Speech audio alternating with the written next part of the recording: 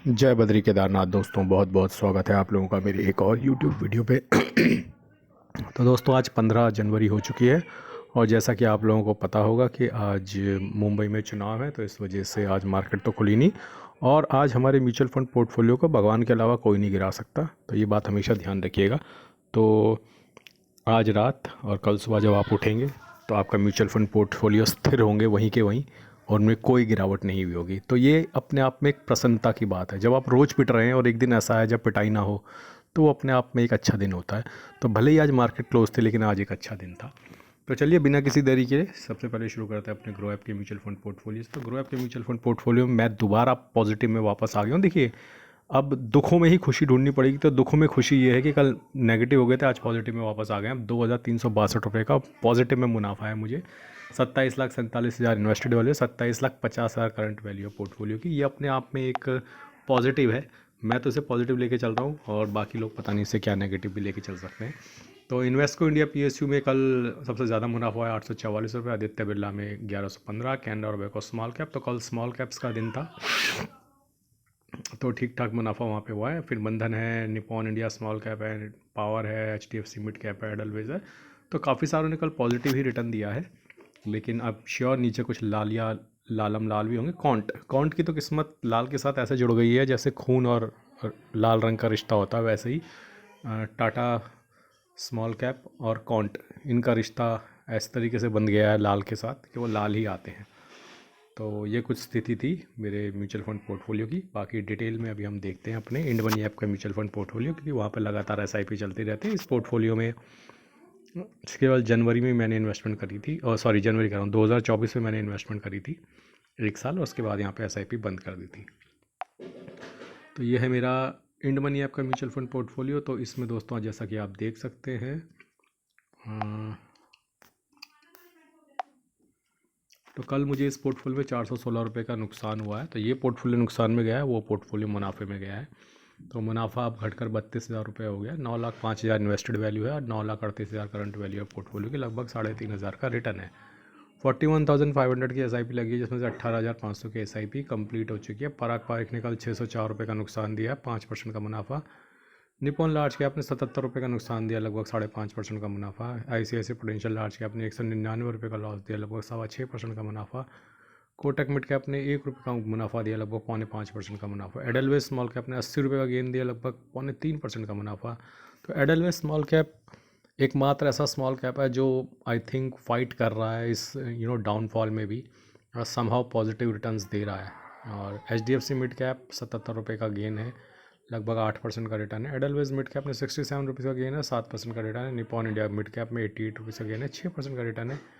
Invesco India mid cap में 43 rupees का loss है, 5.25% का रिटर्न है। बंधन लार्ज एंड मिड में 105 रुपये का गेन है, लगभग 6.25% का गेन है। मोतीलाल ओसवाल मिड कैप में 74 रुपये का लॉस है, लगभग 0.5% का लॉस में ये। Invesco India large and mid cap में 47 रुपये का लॉस है, 3% का लॉस में। HSBC स्मॉल कैप में 97 रुपीज़ का लॉस है, लगभग 1.5% के लॉस में ये। Bank of India small cap में 11 रुपये का लॉस है, लगभग 2.25% के लॉस में।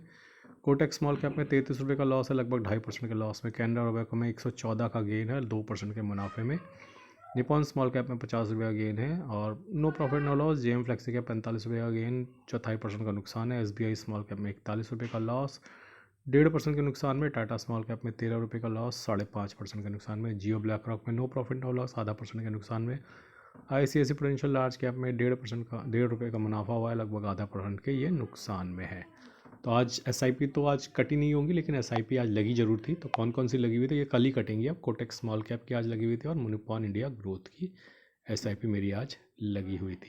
आइए चलते हैं अपने FI के बाई सेल के डेटा। तो कल FI ने तगड़ी सेलिंग करी थी 4,700 करोड़ की कैश में, जिसके अगेंस्ट मात्र 5200 करोड़ की बाइंग हमारे DI ने करी थी। जनरली आप देखते हैं कि वो 1.5 गुना या 2 गुना के आसपास होते हैं, लेकिन मैंने आपको वजह बताई थी कि जो DI हैं म्यूचुअल फंड वाली कंपनियां जो हैं वो अभी पैसा होल्ड करके बैठे हैं, कैश होल्ड करके बैठे हैं और इंतज़ार कर रहे हैं कि 1 हफ्ता 10 दिन निकल जाए नतीजों के, ताकि मार्केट के मूड माहौल का पता चल जाए कि मार्केट किधर जा रही है, नतीजे कैसे जा रहे हैं, और जिस तरफ नतीजे जा रहे होंगे उसके अकॉर्डिंगली ये लोग इन्वेस्ट करेंगे। इन्होंने फ़िलहाल अपनी बाइंग हल्की कर दी है, लेकिन जल्दी ये दोबारा पॉजिटिव में वापस आएंगे, इसकी आप चिंता मत कीजिएगा।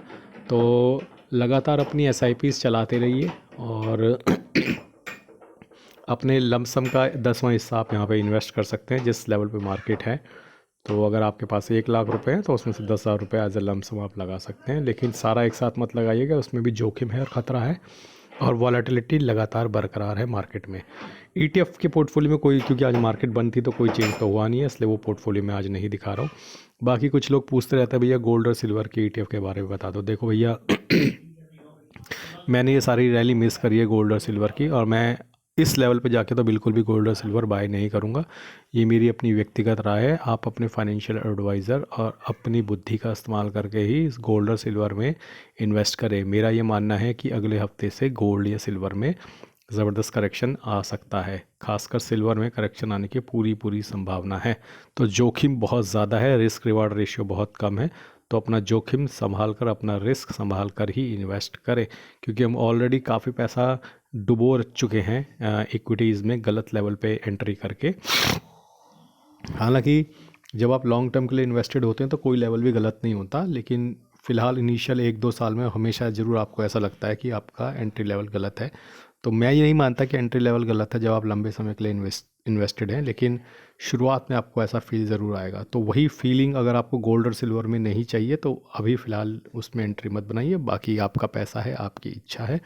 और जैसा कि मैंने आप लोगों को कल भी बताया था कि मुझे काफ़ी सारे नेगेटिव कमेंट्स आ रहे हैं और लोग बोल रहे हैं कि तुमने कुछ नहीं कमाया, तुम्हें कुछ नहीं आता, इससे अच्छा तो FD कर लेते या फिर रिको ऑटो ले लेते। तो इस तरह के कमेंट आ रहे हैं, लेकिन ठीक है, देखिए दोस्तों, सबका समय आता है, अभी उनका समय चल रहा है, लेट देम लाफ, उनको मजाक बनाने दीजिए, वो उनकी इच्छा है।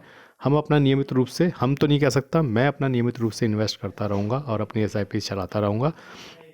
देखते हैं देर सवेर, कभी तो मौसम बदलेगा, कभी तो हमारी इक्विटीज़ का नंबर आएगा, कभी तो मिड कैप भी चलेंगे, कभी तो स्मॉल कैप भी चलेंगे। तो मैं उस दिन के इंतज़ार में हूँ और मैं लगातार अपनी SIP कर रहा हूँ। मुझे पता है कि अब कमेंट्स नेगेटिव होते जाएंगे, जैसा कि मैंने आपको कल के वीडियो में भी बताया था।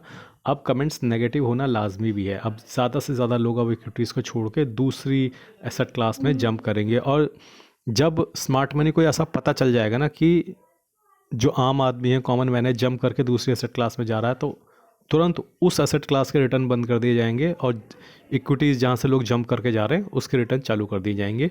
आप हिस्टोरिकल डेटा में ये चीज़ चेक भी कर सकते हैं। तो मेरी ओपिनियन, मेरी राय यही है, हालांकि मैं MFI और SEBI रजिस्टर्ड एडवाइज़र नहीं हूँ, कि आपको अब इक्विटीज़ में निवेश बिल्कुल बंद नहीं करना चाहिए। Small cap, mid cap, large cap, इनमें निवेश करते रहिए, क्योंकि अब लोग जंप आउट कर रहे हैं यहाँ से। कोई मल्टी एसेट में जा रहा है, कोई गोल्ड में जा रहा है, कोई सिल्वर में जा रहा है, कोई डेट में जा रहा है। इसका मतलब लोगों का धैर्य टूट रहा है, और यही होता है। हिस्टोरिकल डेटा भी यही बताता है कि यही होता है। लोग भाग जाएंगे 5 साल के अंदर 90%, और जो टिका रहेगा उसका पैसा बनेगा। तो ऐसा मैं नहीं बोलता, ऐसा हिस्टोरिकल डेटा बोलता है। हाँ, अगर हिस्टोरिकल डेटा गलत हो सकता है, बिल्कुल हो सकता है, शायद हमारे रिटर्न 3 साल बाद ना बने, 5 साल बाद बने, 6 साल बाद बने, लेकिन बनेंगे ज़रूर, मुझे इस बात का पूर्णतः भरोसा है। तो इस सफ़र पे अब लगातार लोग साथ छोड़ते हुए जा रहे हैं, और जो साथ छोड़ते हुए जा रहे हैं उनके अनुभव ख़राब हैं, इसलिए वो हमें थोड़ा बुरा भला भी कह रहे हैं, खासकर मुझे। तो उसका बुरा मत मानिएगा। वो लोगों की उन्हें बहुत परेशानी हुई है, उन्हें बहुत समय तक इन्वेस्ट रहे हैं और पैसा नुकसान में जब किसी का जाता है तो वो फ्रस्ट्रेट होकर उल्टी सीधी बातें अपना भला चाहने वालों को भी बोल देता है। तो मैं वो फीलिंग समझ सकता हूँ दोस्तों। मैंने भी मार्केट में बहुत पैसा लुटाया है, इस वक्त मेरा पोर्टफोलियो भी नुकसान में है, लेकिन समस्या वही है कि मार्केट एवरेज आउट कर देगा। वीक हैंड्स बाहर निकलेंगे ही निकलेंगे, यही हिस्टोरिकल डेटा बताता रहा है और यही ट्रेंड है। और इस मार्केट में भी वीक हैंड्स बाहर निकलेंगे। अभी इस साल रिटर्न नहीं बनेगा तो आप देखोगे 30-40% और छोड़ जाएंगे। अगले साल 6 महीने भी अगर मार्केट नहीं चली तो आप देखना 90% ऑटोमेटिकली बाहर हो जाएंगे 2.5-3 साल में ही। 5 साल तक की नौबत ही नहीं आएगी। तो यही होता है, यही होता रहा है, यही होगा और आगे भी यही होगा। तो आज के लिए बस इतना ही। धन्यवाद, गुड बाय, जय बद्री केदार।